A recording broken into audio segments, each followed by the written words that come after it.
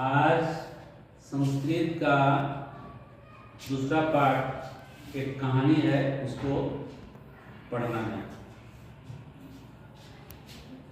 उस कहानी का नाम है बुद्धिर्यस्य बलं तस्य, है उसी के पास बल है।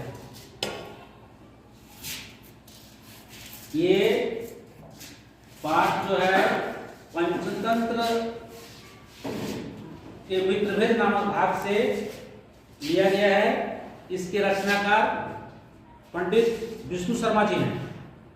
इस पाठ में छोटे से खरगोश ने अपनी बुद्धि के बल से शक्तिशाली शेर को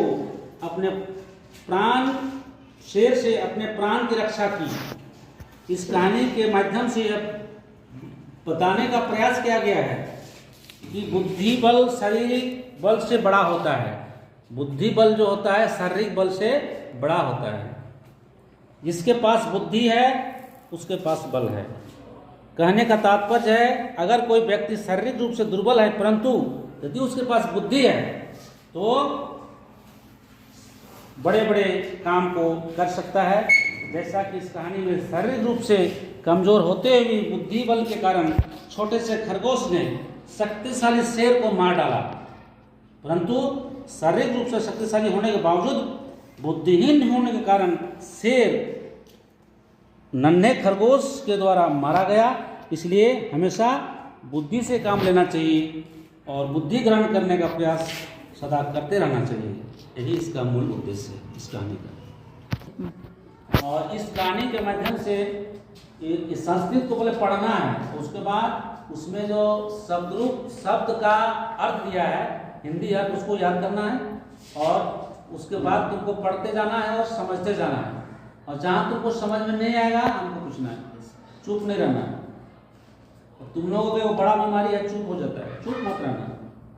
एक चुप रहोगे तो चुप जाओगे, चुपना नहीं है। लिखा है, देखो यहाँ पहला पैराग्राफ लिखा है, एकस्मिन् बने भासुर का नाम सिंह वसति स्म। सा प्रतिदिन अनेकानि पशून् मारित्वा खादति स्म। भयातुरा सर्वे पशवः मिलित्वा सिंहस्य समीप गत्वा अवदन् स्वामिन्। उसकी बातें सुनकर भासुर क्रोधित होकर बोला, अरे खरगोश, कहाँ है यह दुष्ट, मुझे वहाँ शीघ्र ले चलो। खरगोश उसे लेकर उस एक कुएं के पास जाता है।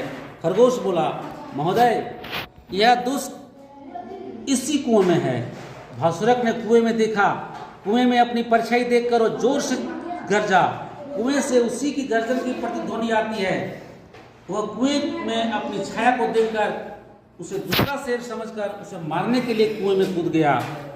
कुएं में पानी था, अतः शेर उसी में डूबकर मर गया। खरगोश की बुद्धि बल से अपनी तथा अन्य जीवों की जीवन की रक्षा की, इसलिए कहा गया है पास बुद्धि है उसी के पास बल है। समझे? तो इस तरह से तुम लोग बहुत जल्दी क्रोधित हो जाते हो ना। क्रोधित नहीं होना है। तुम लोगों को हमेशा बुद्धि से काम लेना है। कोई भी कुछ कहे, कहीं भी तुम जाओ, अपना व्यवहारिक जीवन में, घर में, आसपास, कहीं भी किसी बुद्धि से काम लो। झगड़ा करने से कुछ काम नहीं होता है। इसलिए जिसके पास बुद्धि है, धन्यवाद।